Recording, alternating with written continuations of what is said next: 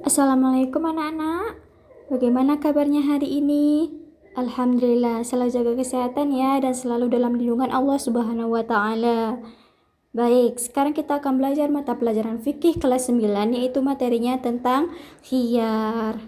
Oke, yang pertama itu ada pengertian khiyar. Khiyar menurut bahasa artinya memilih antara dua pilihan. Sedangkan menurut istilah, khiyar ialah hak memilih bagi penjual atau pembeli untuk meneruskan akad atau transaksi jual beli atau membatalkannya.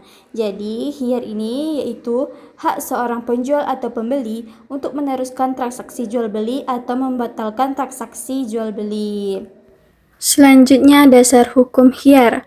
Hukum khiyar dalam jual beli menurut Islam adalah mubah.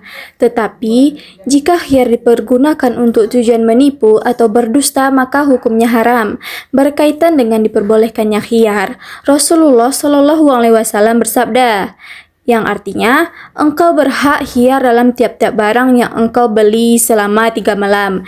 Jika engkau suka, maka ambillah, dan jika engkau tidak suka, maka kembalikanlah kepada pemiliknya. Hadis riwayat Ibnu Majah. Jadi, hukum khiyar dalam Islam yaitu mubah atau diperbolehkan. Tetapi, jika kita melakukan khiyar untuk tujuan menipu atau berbohong, berdusta, maka hukum khiyar yang kita lakukan itu akan menjadi haram. Oke, selanjutnya yaitu macam-macam khiyar.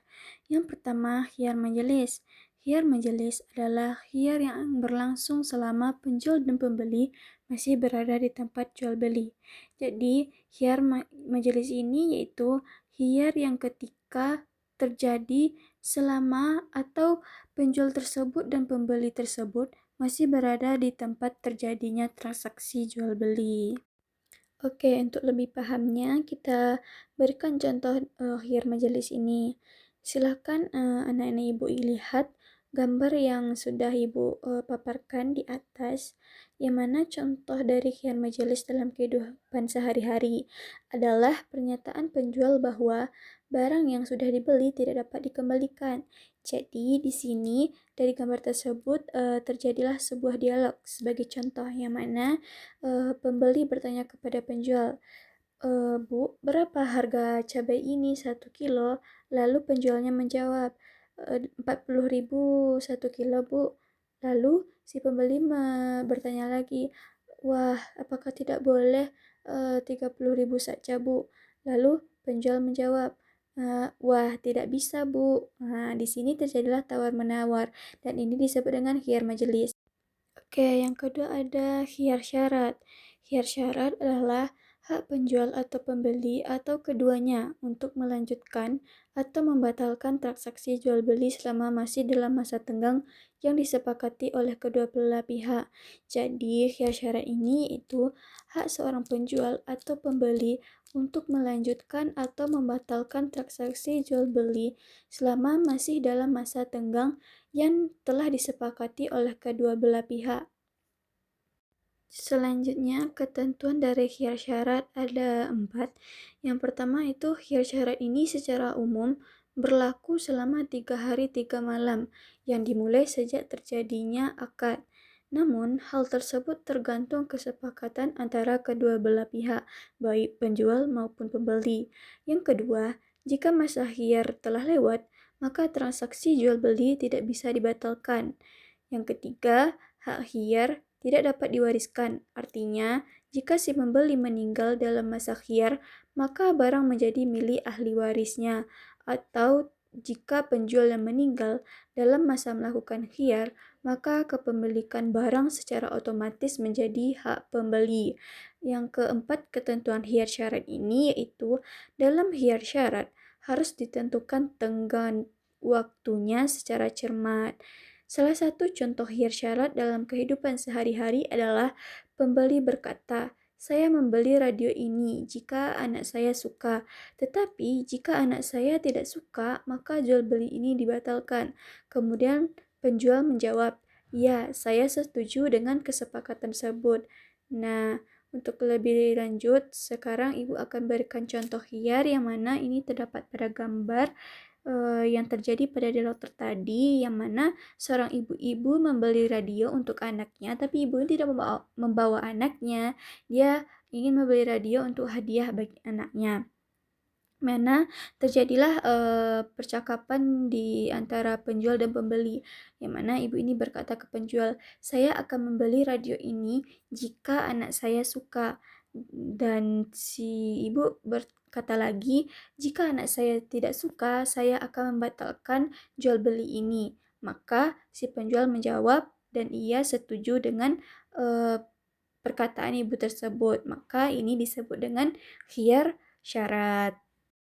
Selanjutnya, macam-macam khiyar yang ketiga yaitu khiyar aib. Khiyar aib adalah pembeli mempunyai hak pilih untuk membatalkan akad jual beli atau meneruskannya karena terdapat cacat pada barang yang dibelinya. Cacat barang tersebut dapat mengurangi manfaat barang yang dibeli.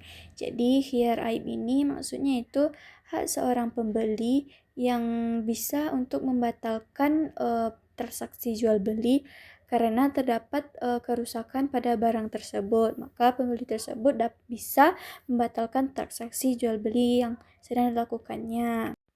Adapun syarat barang yang disebut cacat antara lain yang pertama, cacat barang yang dibeli tersebut merupakan hal yang penting. Contohnya adalah membeli seekor kambing untuk kurban. Ternyata telinga kambing tersebut sobek. Hal ini bisa membatalkan kurban yang dilakukan. Yang kedua, cacat yang ada sulit dihilangkan. Jadi barang yang dibeli itu cacatnya sulit dihilangkan atau permanen, maka seorang pembeli bisa membatalkan transaksi jual beli. Yang ketiga, cacat barang terjadi ketika barang masih di tangan penjual. Jadi, jika barang tersebut di tangan seorang penjual, maka barang tersebut tidak bisa dibatalkan oleh pembeli untuk membeli barang tersebut karena terdapat kecacatan di tangan penjual tersebut. Untuk lebih pahamnya, ini contoh dia gambar dari khiyar aib ini, yang mana ibu contohkan ketika seorang pembeli membeli sayuran kepada penjual bapak-bapak, ya, yang mana pembeli ini mendapatkan bahwa buah tersebut busuk dan tidak dapat dihilangkan. Maka pembeli tersebut berhak untuk membatalkan transaksi jual beli. Selanjutnya, macam-macam khiyar yang keempat ada khiyar ru'yah, yaitu hak bagi pembeli untuk meneruskan jual beli atau membatalkannya, karena objek yang dibeli belum dilihat ketika akad berlangsung. Khiyar ru'yah ini hanya berlaku untuk pembeli, bukan untuk penjual. Jadi, khiyar ru'yah ini hanya berlaku untuk pembeli, karena ia ingin membeli sebuah barang, maka karena barang tersebut belum terlihat, maka ia berhak untuk membatalkan transaksi jual beli. Berikut contoh khiyar ru'yah ini, yang dimana seorang penjual dan pembeli, yang dimana terjadi sebuah dialog yang mana si pembeli ini pengen membeli sebuah sayur kol, dan sayur kol tersebut belum terlihat di mana letaknya, di mana posisi sayur kol tersebut, pembeli tersebut belum melihatnya. Jadi, karena belum terlihatnya sayur kol yang sedang dijual oleh ibu-ibu penjual di atas, seperti gambar di atas, maka pembeli tersebut berhak atas untuk membatalkan jual beli yang sedang dilakukan. Oke, setelah kita mengetahui dari pengertian khiyar, macam khiyar, jenis-jenis khiyar, dan dasar hukum khiyar, maka dengan kita melakukan khiyar ini, kita akan mendapatkan hikmah, yang mana dalam Islam memperbolehkan khiyar dalam jual beli. Maka khiyar mengandung hikmah. Yang pertama itu menghindarkan terjadinya penyesalan sejak dini antara kedua belah pihak, yakni baik bagi penjual ataupun pembeli atau salah satunya. Yang kedua, hikmah khiyar ini yaitu memperkecil kemungkinannya terjadi penipuan dalam jual beli ataupun memperkecil terjadinya suatu kebohongan dalam melakukan transaksi jual beli. Yang ketiga, hikmah khiyar yaitu mendidik penjual dan pembeli agar lebih bersikap hati-hati, cermat, dan teliti dalam bertransaksi. Jadi, untuk itu, penjual dan pembeli harus lebih hati-hati, cermat dalam melihat barang-barang yang dibeli apakah kedapat cacat atau dapat kebohongan oleh penjual, maka harus lebih teliti dalam memilih-milih dalam melakukan transaksi jual beli. Yang keempat, hikmah yakni yaitu menguatkan sikap rela sama rela antara penjual dan pembeli. Jadi, penjual dan pembeli ini sama-sama rela dalam melakukan transaksi jual beli. Dan yang terakhir, hikmah khiyar yaitu menumbuhkan sikap toleransi antara kedua belah pihak. Jadi, baik penjual maupun pembeli, mereka saling menghargai dan menghormati satu sama lain dalam melakukan transaksi jual beli. Nah, demikianlah materi kita pada hari ini tentang materi fikih kelas 9 yaitu tentang khiyar. Jadi, Ibu berharap Ananda semua bisa menerapkan khiyar ini dalam kehidupan sehari-harinya. Baik itu dalam melakukan transaksi jual beli atau hal lainnya.